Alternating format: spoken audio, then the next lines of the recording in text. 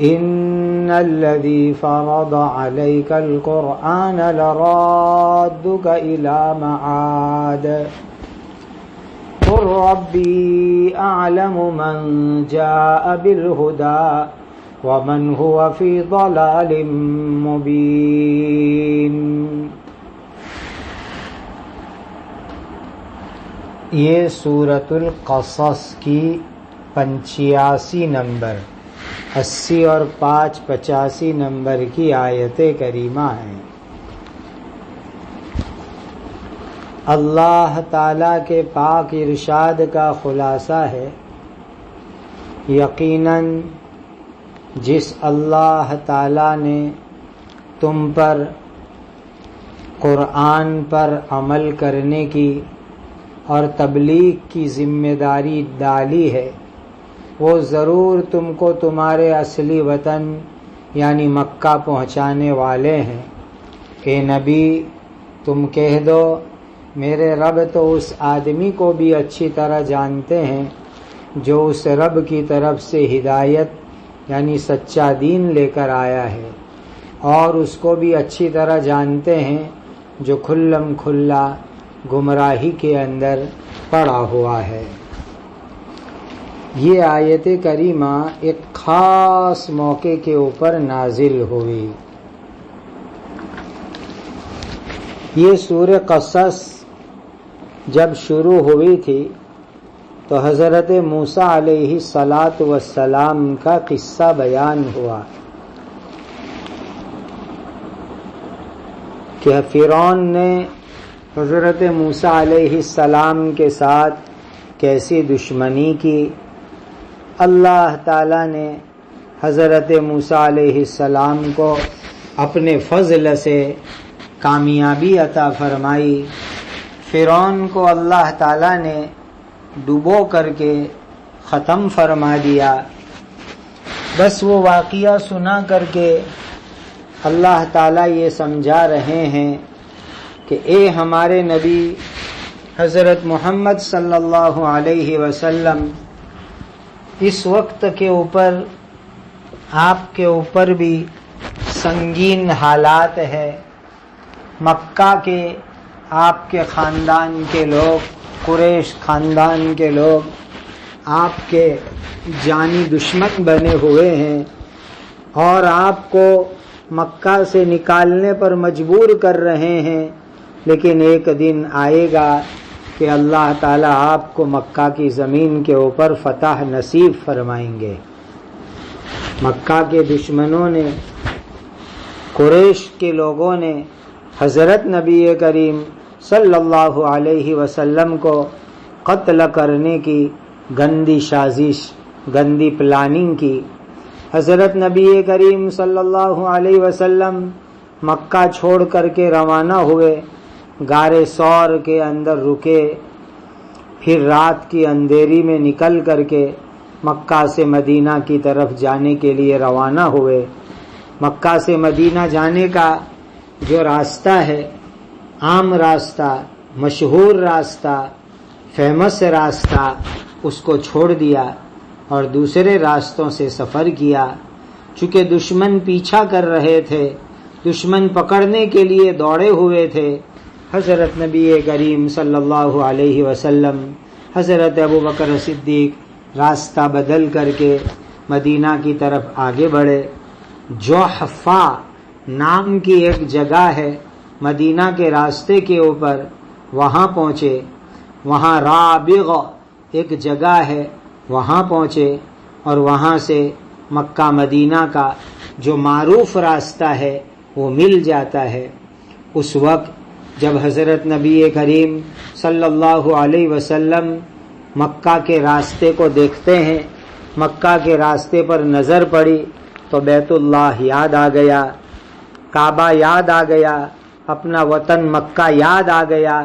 ظاہر بات ہے جس مکہ میں 53 سال زندگی گزاری، جس مکہ میں پیدا ہوئے، آج وہ مکہ سے نکل کر کے جانا پڑ رہا ہے۔ حضور کو اپنے وطن کی یاد تازہ ہو گئی۔ اللہ تعالیٰ نے حضرت جبرائیل امین کو بھیجا۔ جبرائیل امین آئے، اور قرآن کی آیت لے کر کے خوشخبری سنانے کے لیے آئے کہ اس وقت مکہ چھوڑنے کا آپ کو غم ہے، آپ کو رنج ہے، لیکن یہ رنج غم تھوڑے دنوں کا ہے۔ ایک دن اللہ تعالیٰ آپ کو مکہ پھر سے پہنچائیں گے، مکہ کی فتح ہوگی، مکہ آپ کے ہاتھ میں آئے گا اور آپ خوشی خوشی مکہ کے فاتح بنیں گے۔ تو یہ آیت ہجرت کے سفر میں مکہ اور مدینہ کے درمیان کے اندر اللہ تعالیٰ نے اتاری۔ تو اس میں بہت بڑا خوشی کا پیغام آیا کہ جس اللہ تعالیٰ نے آپ کو قرآن جیسی کتاب عطا فرمائی، وہ اللہ آپ کو پوری کامیابی کے ساتھ مکہ واپس لائیں گے، مکہ کا فاتح بنائیں گے، اور مکۃ المکرمہ آپ کے ہاتھ میں اللہ تعالیٰ عطا فرمائیں گے۔ یہ بہت بڑی بات ہے، بہت بڑی بات ہے۔ تو آیت میں لفظ معاد آیا، یعنی جس جگہ رہنے کی عادت پڑ گئی تھی، جہاں انسان کی طبیعت لگتی ہے۔ اور حضرت نبی کریم صلی اللہ علیہ وسلم 53 سال مکہ میں رہے، اپنے وطن میں رہنے کی عادت پڑ گئی، وطن سے محبت ہو گئی، طبیعت لگ گئی۔ یہ آیت خوشخبری ہے کہ ایک دن یہ آئے گا کہ اللہ تعالیٰ آپ کو مکۃ المکرمہ واپس لائیں گے، اور ہجرت کے 8ویں سال اللہ تعالیٰ کا یہ وعدہ پورا ہوا، مکہ فتح ہوا، اور نبی کریم صلی اللہ علیہ وسلم پوری شان کے ساتھ مکۃ المکرمہ تشریف لائے، اور مکہ کی فتح ہو گئی، مکہ دارالاسلام بن گیا، اور قیامت تک کے لیے اسلام کا مرکز بن گیا۔ بعض تفسیروں میں یہ بھی آیا ہے کہ معاد سے جنت مراد ہے، یعنی جنت میں اللہ تعالیٰ پہنچائیں گے۔ بعض نے ملک شام کو بھی مراد لیا، مقام محمود وہ بھی مراد لیا۔ خلاصہ یہ کہ اللہ تعالیٰ پہلے آپ کو مکہ کی شاندار فتح عطا کریں گے، پھر میدان قیامت جو ملک شام میں ہوگا، وہاں نبی کریم صلی اللہ علیہ وسلم پوری شان شوکت کے ساتھ تشریف لائیں گے، پھر مقام محمود اور جنت کے اعلیٰ مقامات اللہ تعالیٰ آپ کو عطا فرمائیں گے۔ تو اس وقت پر آپ ناکام ہو کر کے، یعنی ظاہری ناکامی، دشمنوں کے شر سے بچنے کے لیے آپ اس وقت مکہ چھوڑ کر کے واپس جا رہے ہیں، لیکن یہ چند دنوں کے لیے ہیں۔ اس وقت کے اوپر یہ دشمن آپ کو قتل کرنے کے پیچھے پڑے ہوئے ہیں، آپ کی جان کے دشمن بنے ہوئے ہیں، لیکن آپ بالکل نہ گھبرائیں، اللہ تعالیٰ آپ کو مکہ کی شاندار فتح دیں گے، اللہ تعالیٰ قیامت کے میدان میں آپ کو شان سے پہنچائیں گے، اللہ تعالیٰ آپ کو مقام محمود، حوض کوثر، جنت الفردوس کا اعلیٰ داخلہ عطا فرمائیں گے۔ یہ کتنی بڑی خوشخبری اللہ تعالیٰ کی طرف سے آئی، اور وہ خوشخبری پوری ہوئی۔ اس آیت پر ایک عمل میں آپ کو بتلاؤں۔ بعض عارفین اللہ والوں کا کہنا ہے کہ کوئی آدمی سفر میں جا رہا ہو تو الوداع کہتے وقت اس کو یہ آیت پڑھ کر سنا دینا چاہیے۔ یہ ایک نیک فعلی ہے کہ اللہ تعالیٰ تم کو سلامتی سے گھر واپس پہنچا دے۔ اسی لیے کوئی آدمی سفر میں جاتا ہو تو اس کو یہ آیت پڑھ کے سنا دو، ان الذی فرض علیک القرآن لرادک الی معاد قل ربی اعلم من جاء بالہدی ومن هو فی ضلال مبین۔ بعض سلف صالحین سے، نیک اللہ والوں سے یہ منقول ہے کہ آدمی حج میں جاوے، عمرے میں جاوے، اور حج اور عمرے سے فارغ ہو کر الوداعی طواف کرے، اور اس موقع پر اپنی شہادت کی انگلی سے کعبہ کی دیوار پر یہ آیت لکھ دیوے۔ یہ بھی ایک نیک فعلی ہے کہ اللہ تعالیٰ اس کو دوبارہ حج اور عمرے کی دولت عطا فرمائیں گے۔ اللہ تعالیٰ اپنے فضل اور کرم سے تمام رکاوٹ، تمام موانعات کو ختم فرما دیوے، اور اللہ ہمیں بار بار مکہ مدینہ کی مبارک حاضری کی دولت سے مالا مال فرماوے۔ بعض مکہ کے کافروں نے حضرت نبی کریم صلی اللہ علیہ وسلم کو کہا، اے محمد صلی اللہ علیہ وسلم، تم کھلم کھلی گمراہی کے اندر ہو.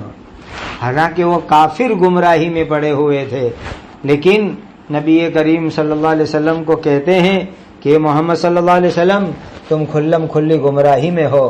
اس کے جواب میں اللہ تعالیٰ نے آیت اتاری کہ نہیں، آپ گمراہی میں نہیں ہو، بلکہ یہ دشمن، یہ لوگ کھلم کھلی گمراہی کے اندر پڑے ہوئے ہیں. اس لیے آیت میں فرمایا قُل رَبِّي أَعْلَمُ مَنْ جَاءَ بِالْهُدَى وَمَنْ هُوَ فِي ضَلَالٍ مُبِينٍ. میرے رب اچھی طرح جانتے ہیں کون آدمی ہدایت میں ہے اور ہدایت لے کر آیا ہے اور کون کھلم کھلی گمراہی کے اندر پڑا ہوا ہے. میرے اللہ اچھی طریقے سے جانتے ہیں.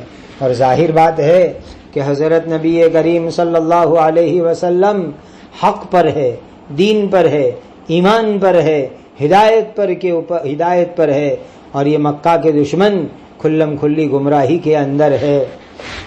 وَمَا كُنْتَ تَرْجُو أَن يُلْقَى إِلَيْكَ الْكِتَابُ إِلَّا رَحْمَةً مِّن رَّبِّكَ فَلَا تَكُونَنَّ ظَهِيرًا لِّلْكَافِرِينَ. اور اے نبی، تم کو پہلے سے امید نہیں تھی کہ تم پر یہ کتاب یعنی قرآن اتاری جائے گی، لیکن یہ تو تمہارے رب کی طرف سے رحمت ہے، سو تم کافروں کی بالکل مدد یعنی تائید کرنے والے مت بننا. حضرت نبی کریم صلی اللہ علیہ وسلم کو پہلے سے خبر نہیں تھی، بلکہ آپ کو انتظار بھی نہیں تھا کہ اللہ تعالیٰ آپ کو نبوت عطا فرمائیں گے. یہ اللہ تعالیٰ نے اپنے فضل اور کرم سے آپ کو نبوت عطا فرمائی، وحی عطا فرمائی.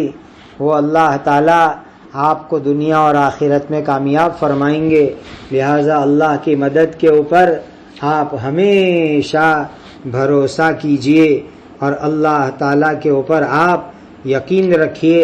یہ دشمن لوگ آپ کے خلاف بکواس کرتے ہیں، بیہودہ باتیں بولتے ہیں، اس کی طرف آپ بالکل دھیان نہ دیں. معلوم ہوا کہ حضرت نبی کریم صلی اللہ علیہ وسلم کو نبوت ملنے کا پہلے خیال تک نہیں تھا. اللہ تعالیٰ نے اپنے خزانے غیب سے نبی کریم صلی اللہ علیہ وسلم کو نبوت عطا فرمائی. اس لیے امت کو اس آیت میں تنبیہ ہو گئی کہ نبوت کسبی چیز نہیں ہے. کوئی آدمی محنت کر کے اور کوشش کر کے نبی نہیں بن سکتا. نبوت اللہ تعالیٰ جس کو چاہتے ہیں عطا فرماتے ہیں. کوئی آدمی محنت کرے، کوشش کرے، مجاہدہ کرے، عبادت کرے اور نبی بن جاوے، ایسا کبھی نہیں ہو سکتا. نبوت وہابی چیز ہے، اللہ جس کو چاہتے ہیں اس کو عطا فرماتے ہیں. تو اللہ نے اپنی رحمت سے آپ کو قرآن عطا فرمایا، نبی بنایا. لہذا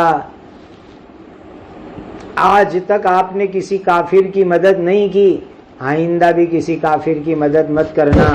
اور اس کے اندر امت کو بھی سنا دیا گیا کہ دین کے دشمنوں کی ہرگز مدد نہیں کرنا چاہیے.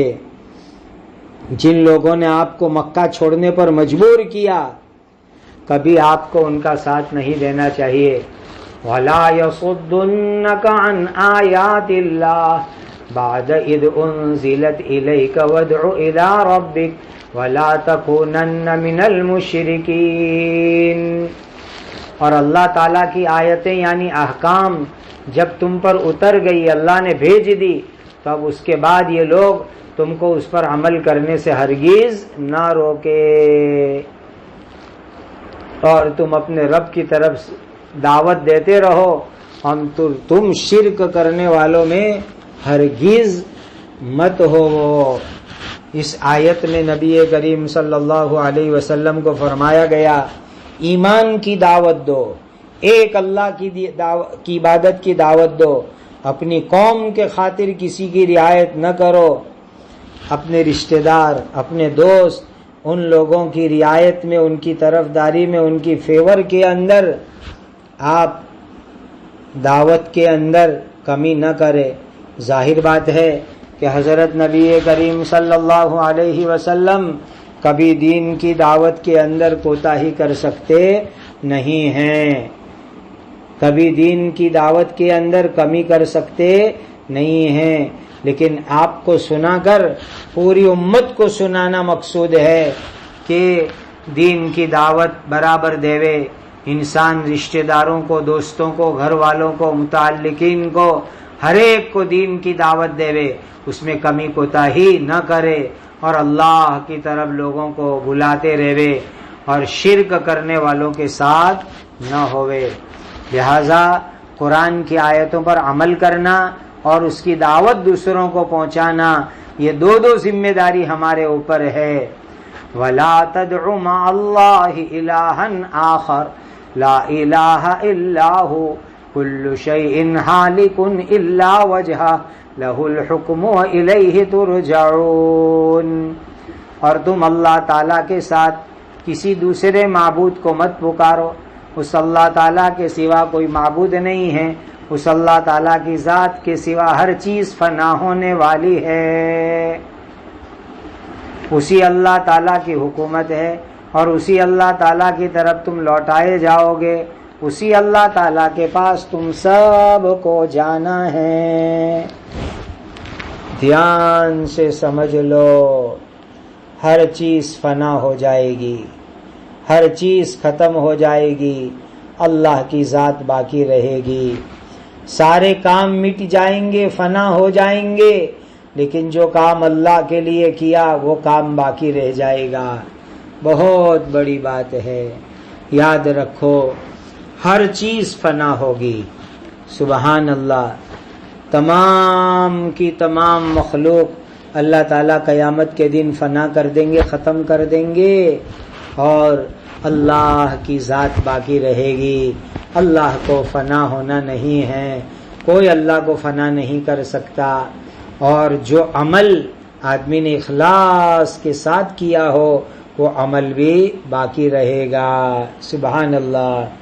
بعض بزرگان دین فرماتے ہیں عرش، کرسی، جنت، جہنم، عجب الزم، روحیں، لوح و قلم، یہ چیز باقی رہے گی.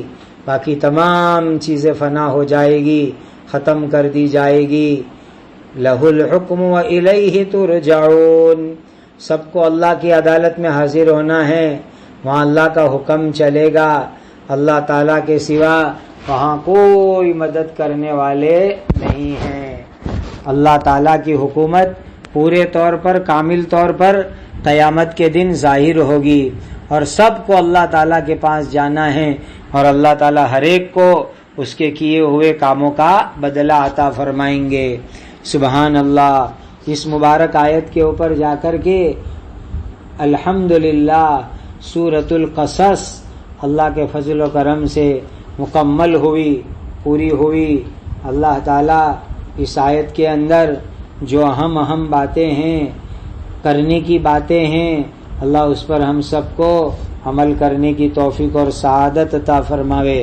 اور جتنی باتیں بچنے کی ہے، دور رہنے کی ہے، اس سے اللہ تعالیٰ میری، آپ کی، پوری دنیا کے ایمان والوں کی اللہ تعالیٰ اپنے فضل اور کرم سے حفاظت فرماوے. یاد رکھو یہ آیت بہت بڑی آیت ہے. ہر چیز فنا ہو جائے گی، ہر چیز ختم ہو جائے گی، ہر چیز مٹ جائے گی، بس اللہ تعالیٰ کا نام باقی رہے گا، اللہ تعالیٰ کی ذات باقی رہے گی. اللہ تعالیٰ کی ذات ایسی ذات ہے جو کبھی فنا نہیں ہوگی، اللہ کی ذات کبھی ختم نہیں ہوگی. اور ساتھ ساتھ میں جو عمل اللہ کے لیے کیا ہوگا وہ عمل بھی باقی رہے گا. باقی تمام اعمال فنا ہو جائیں گے. اسی لیے ہر کام اللہ تعالیٰ کو خوش کرنے کے لیے کرنے والے بنو، اللہ کی رضا کے لیے کرنے والے بنو، اللہ کو خوش کرنے کے لیے کرنے والے بنو. جو کام اللہ کی رضا کے لیے کرو گے وہی کام باقی رہے گا اور جنت میں لے جانے کا ذریعہ بنے گا. اللہ آپ کو، مجھ کو اس کی توفیق اور سعادت عطا فرماوے. سبحان ربک رب العزت عما یصفون وسلام علی المرسلین والحمد للہ رب العالمین.